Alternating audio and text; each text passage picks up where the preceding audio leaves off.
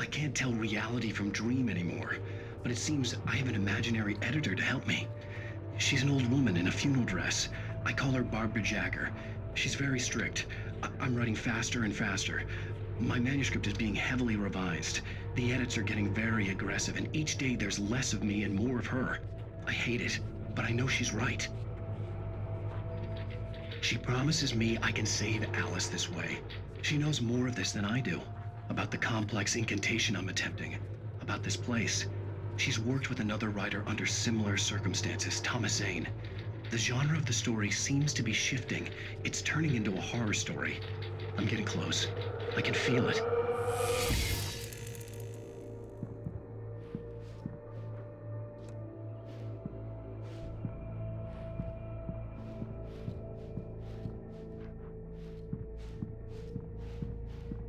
Rose took a day from me. I had less than 12 hours left to meet the kidnapper. All I could do was get Barry into the car, work something out once I got on the road. Welcome to the Oh Dear Diner. What can I get you today? Coffee? I couldn't work up much hate for Rose. Something had used her to get to me and left its mark. First refill is free. Milk and sugar on the counter there. Would you like to hear today's specials? Thank you. A nice day. Come back soon. My gun and flashlight were gone. I'd have to find a way to get Barry into the car as quickly as possible. Mr. Randolph liked Rose. That little smile she had. How she was still sweet when life had tried so hard to make her bitter. It wasn't any of his business what she did in her trailer. But those strangers, the writer and his smart-ass sidekick, looked like trouble. And they'd been in there for hours, way past her normal bedtime. He reached for the phone and called the sheriff's station. There was no time to waste.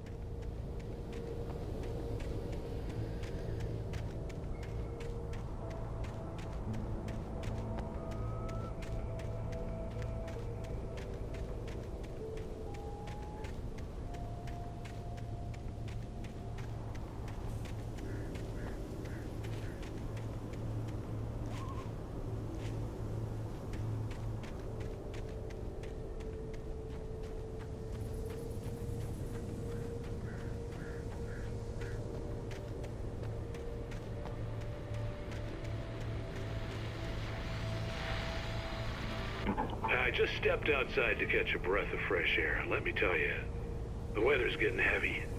Nights like this make me especially glad I'm here talking to you and not home in bed. Once the weather takes a turn like this, I can't sleep at all. It's all tangled bed sheets and dark thoughts, punctuated by the occasional plunge into nightmare.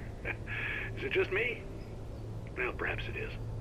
But I hope I can make the night a little bit easier to get through. Caller, you're on KBF FM. Hey, Pat, it's Walt Snyder. What's on your mind, Walt? Well, I ain't the way you are, but, I can't sleep either, you know? I just been staring out the window here, trying to make sense of it all, but, I ain't been drinking either, you know? Well, you sound like a man with a problem, Walt. Yeah, I had argument with Danny, and, then I got in trouble with the law, and, I'm just, I heard something like that, Walt. yeah, well, Danny's my best friend, and, they let me on bail today, and now I'm just alone here at the window, waiting, man, and there's something in the air tonight, man. I was just outside looking up at the sky above our broadcast tower thinking the same thing. What are you waiting for, Walt? I don't know. Something's gonna happen. I think I better go. Well, Walt, maybe... No, thanks, Pat. Well, good luck to you, Walt. Hang in there. Let's take a little break, folks. This weather's really something else, huh?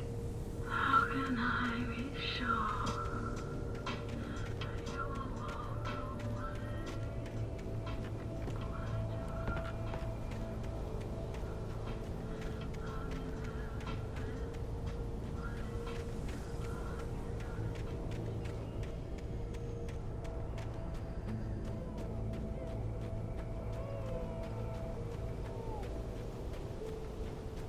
you're gonna get it now.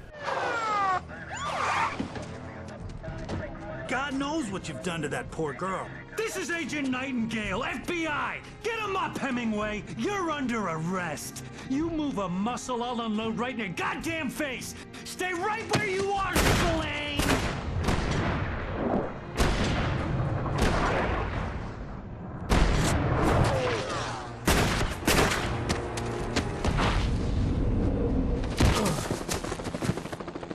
What are you? I'm standing right here, you goddamn maniac!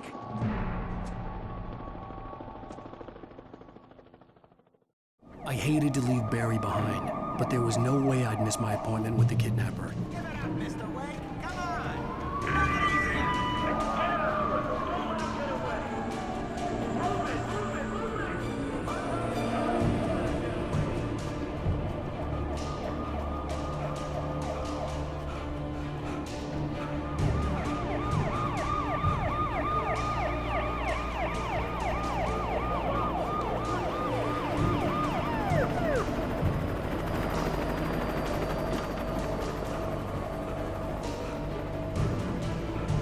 There he is! We have the suspect in sight! Okay, men, keep your eyes peeled. He's gonna try to make it through here.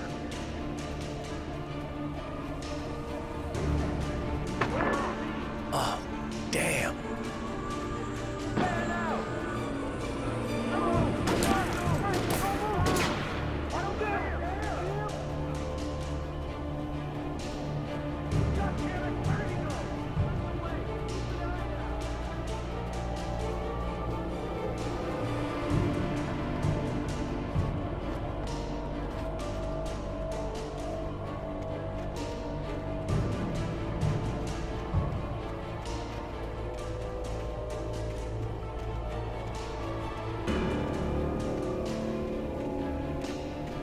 Gone!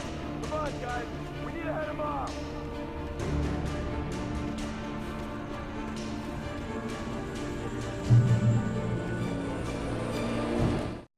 For decades, the darkness that wore Barbara Jagger's skin slept fitfully in the dark place that was its home and prison. It was hungry and in pain. It dreamed of its nights of glory when the poet's writing had called it from the depths and given it a brief, terrible taste of power and freedom. The rock stars had stirred it from the deep sleep the poet had sunk it back to in the end. When it sensed the writer on the ferry, it opened its eyes.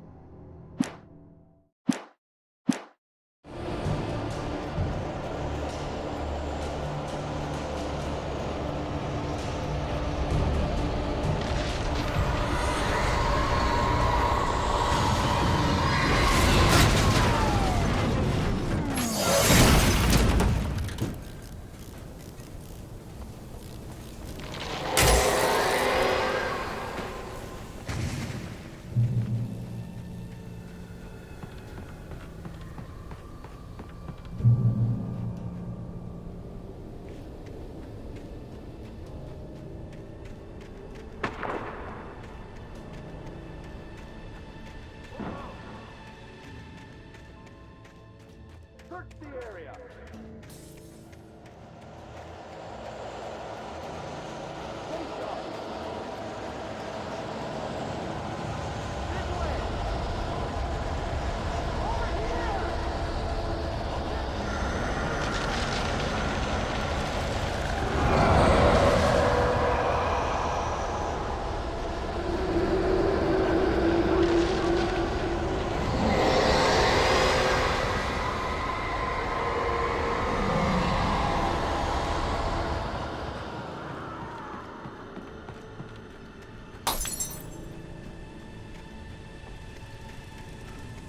This horror was everywhere I went, circling me.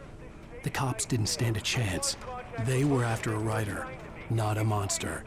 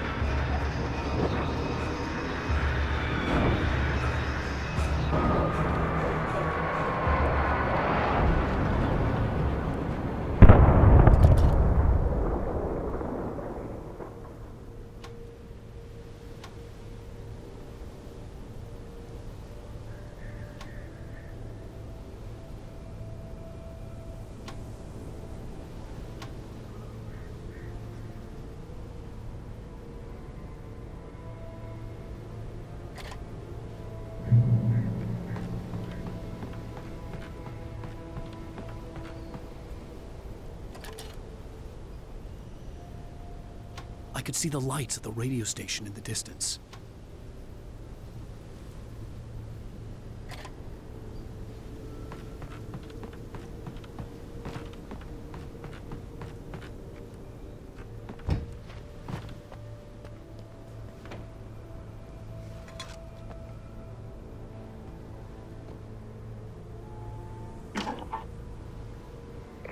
This is James. Mulligan, Thornton, come in. Over. Thornton here. James, we got both Wheeler and Rose in custody. They didn't put up a fight or anything. Why, they were... Hey, Mulligan, what are you doing? Come on! Sit down and give me that. James, Mulligan here. Over. Go ahead, Mulligan. Over. We got Wheeler and Rose here. Wheeler's drunk or hopped up on something. Speaking of which, that Fed had a pretty distinctive whiff of Otis Scotch about him, if you know what I mean. Over. I don't have anything on that, Deputy Mulligan. Over. Well, whatever. Anyway, Rose is just being plain weird here. You better get Doc in to take a look at both. Over. Gotcha. You better get them here quickly. The, Fed's gonna want to interview Wheeler. Over. Oh, yeah, I bet it does. Looks like they have a lot in common. Mulligan out.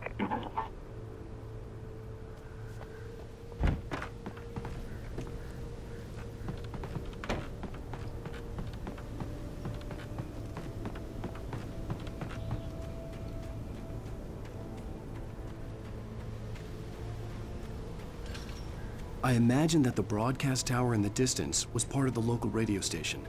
Maine seemed like a decent guy. Perhaps he could give me directions to the coal mine.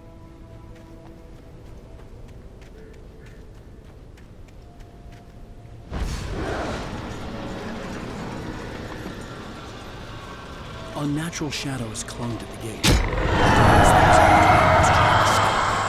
I wouldn't get through without a light.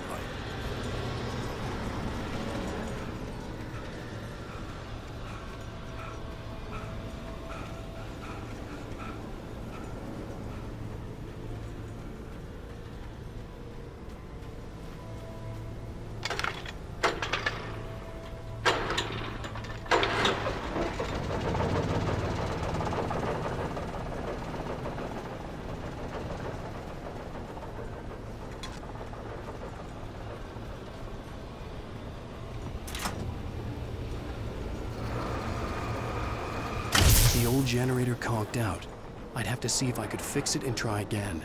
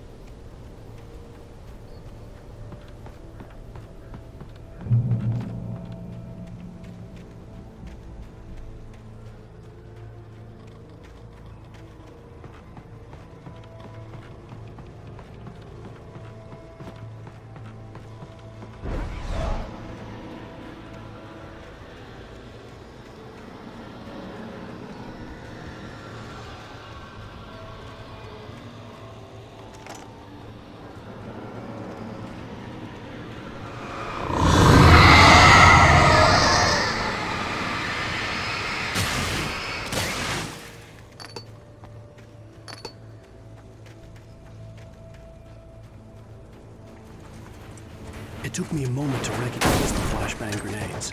They were an ideal weapon for my situation. Team 1, come in. Over. Team 1, this is Sheriff Breaker. Report. Over. You have the right to remain silent.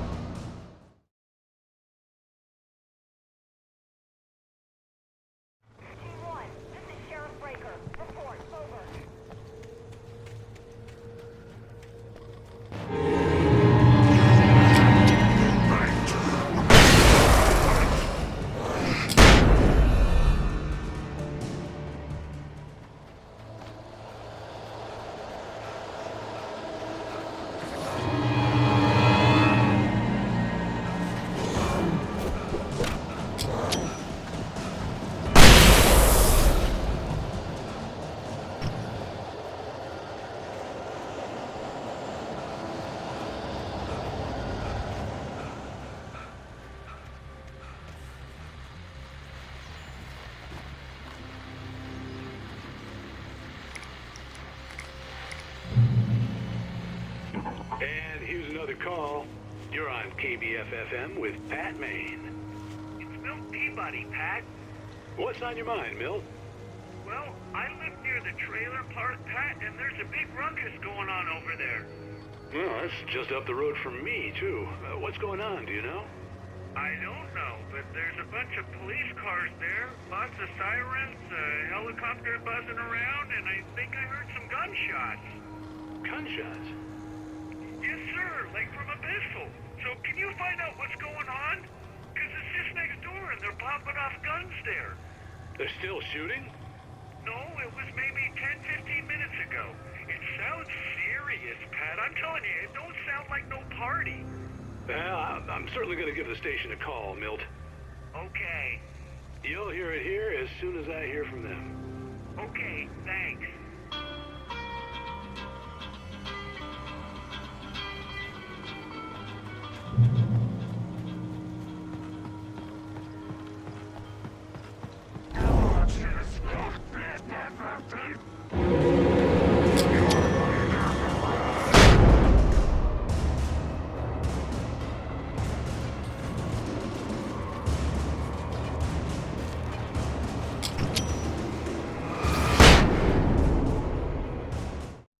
Touched by the dark presence, Rose was lost in a dreamland where everything was drawn in black and gray crayons. The old lady had promised her that all her wishes would come true. She would be Alan Wake's muse. She was smiling so hard it hurt her face. She crushed a bottle full of sleeping pills into the coffee. Deep down inside, she was screaming in terror.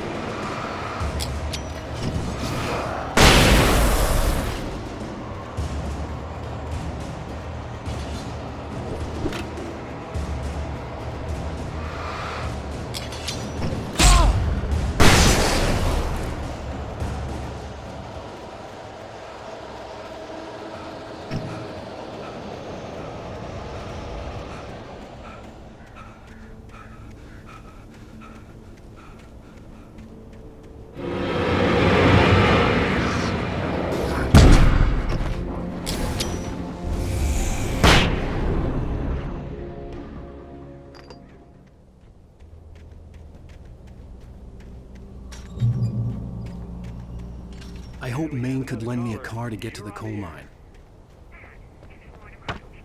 Why, hello, Lorna. What do you have for us?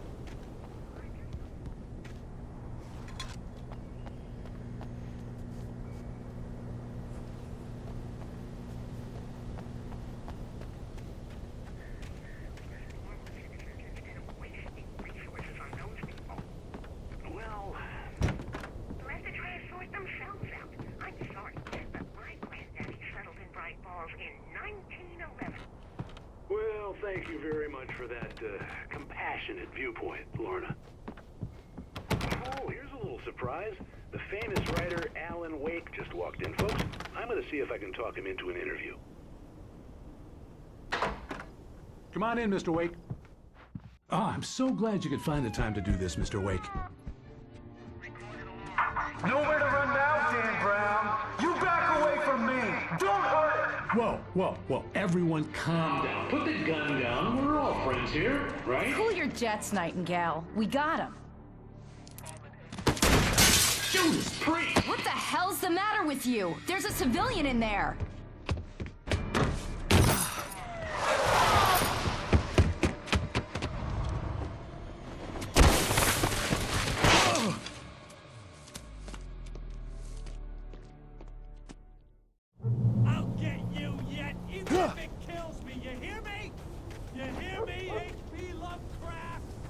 had fallen off so many cliffs it was ridiculous. That's what you get for naming a book The Sudden Stop. It was probably good I hadn't had the chance to tell Maine where I was going. I'd have to lose the cops and find my own way to the mine.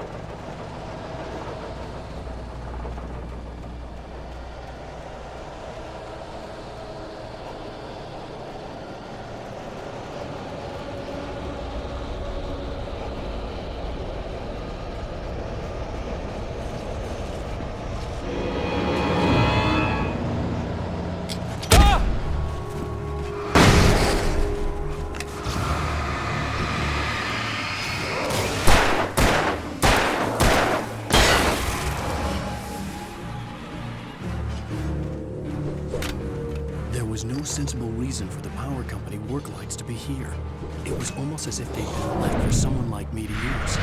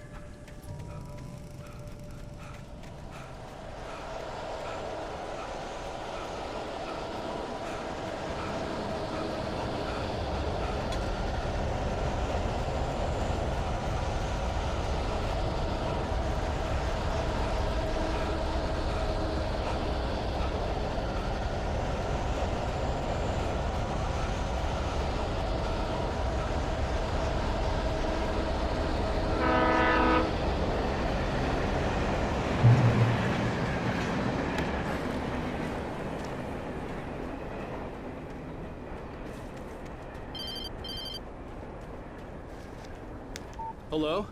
The most stubborn man I've ever met. Alice? Alice? Alan. Alan. I'm so afraid. Keeps me in the dark. Please help me. I look at you, Alan, and it's not you. Something else. Looking out from behind your eyes. Alice, I'm here. I'm so alone here. It's all gonna go to hell. You need to be careful. Cooperate. The connection had been terrible, but that wasn't the only thing that hadn't been right with the call. She sounded wrong somehow, but she had called me. The pipe wrenched itself loose from the bridge's steel framework. Wrapped in darkness, it floated in midair, twitching. For a moment, I didn't understand what I was looking at. The heavy object lurched at me with impossible force. I threw myself out of the way, but just barely. When I turned my flashlight on it, it shook in a dark rage before it flew at me again.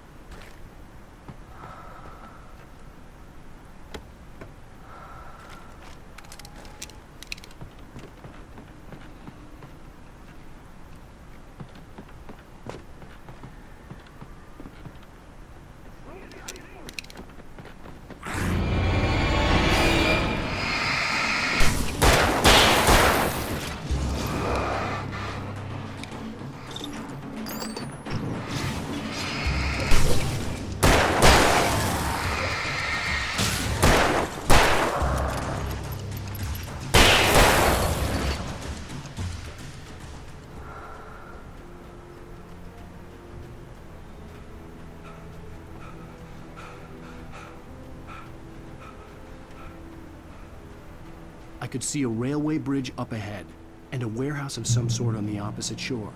I hoped I could find a car from there.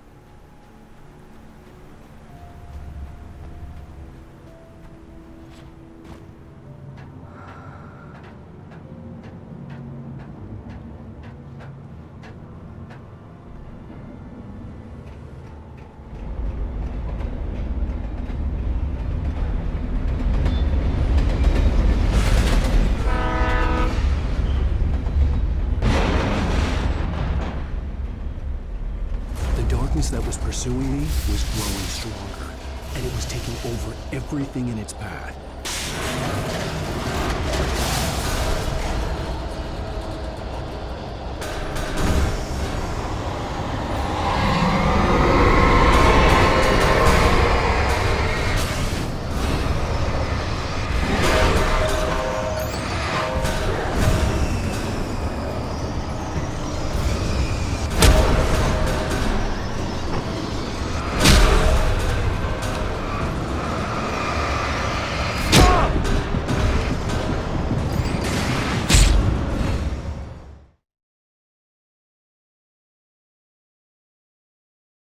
Sort on the opposite shore. I hoped I could find a car from there.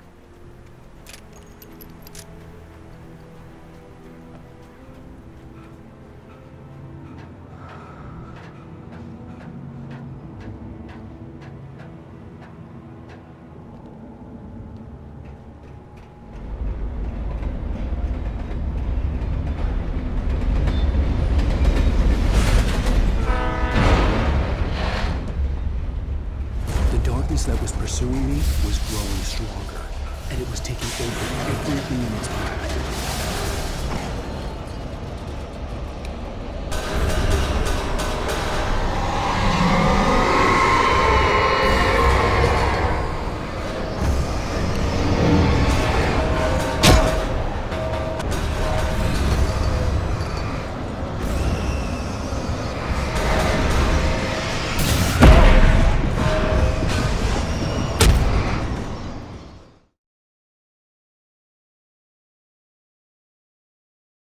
Sort on the opposite shore.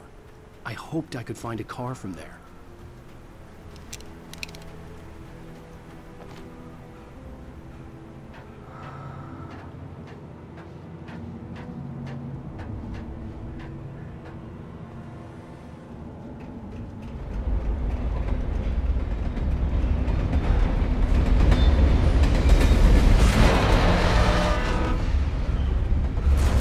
That was pursuing me was growing stronger, and it was taking over everything in its path.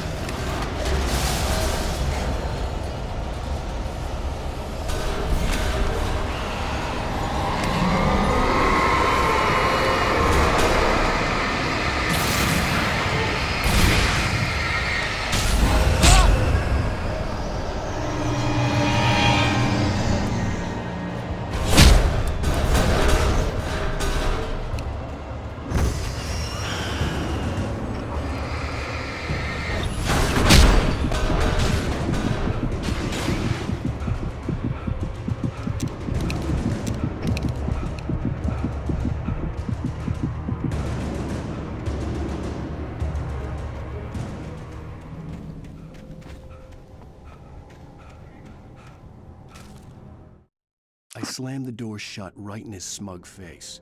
He pleaded for me to open the door. True to form, the asshole actually thought I would obey. I had no sympathy left, no guilt either, not for him. I took a moment to savor the scream. I bet I had a smile on my face. It was all that I had time for. The dark presence was inside the lodge with me.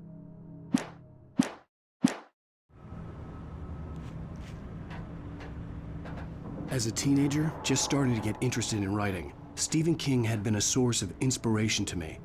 I thought about all the inanimate objects that had come to life in his books. No one is safe in a good horror story, certainly not the protagonist. That's what makes them fun. This was anything but. The darkness could possess anything, and it was getting closer.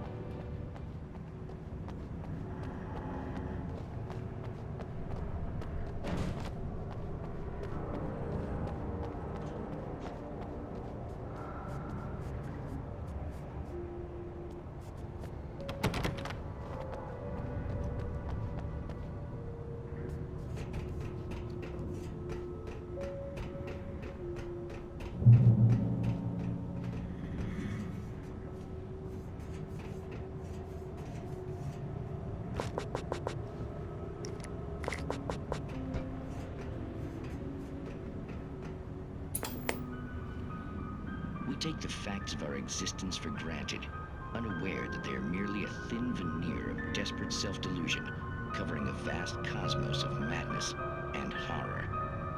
All too often, the stars are right. In Night Springs. Tonight's episode, a family occasion,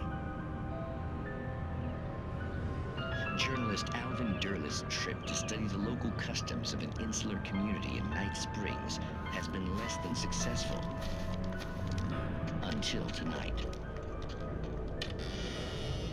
Well, I'm glad you changed your minds about this. Ancient customs, local mythology. My editor loves this kind of stuff. Well, Mr. Durlith, we don't want to feel like we're on exhibition. But you have demonstrated the seriousness of your intent. Oh, I am serious. Really, just do your thing. I'll stay out of your way and observe. Actually, I thought you could assist us. I'm afraid we are a man short. It would provide you with an intimate perspective. Could I really? Of course, Mr. Durlith. Well, I guess that's the least I... What would I have to do? Oh, here. Let me show you with a kiss.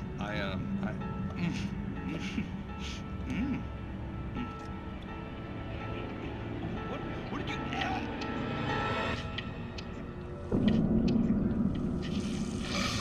Oh, Mr. Durlith, you have well pleased Nixie Perka, the dweller in flesh.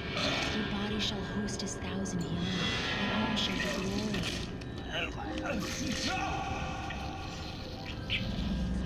Shh, darling, be calm. Shh. Alvin Durlith learned a harsh lesson. If you go looking for mythology, it may come looking for you. And such quests always bear fruit. In Night Springs.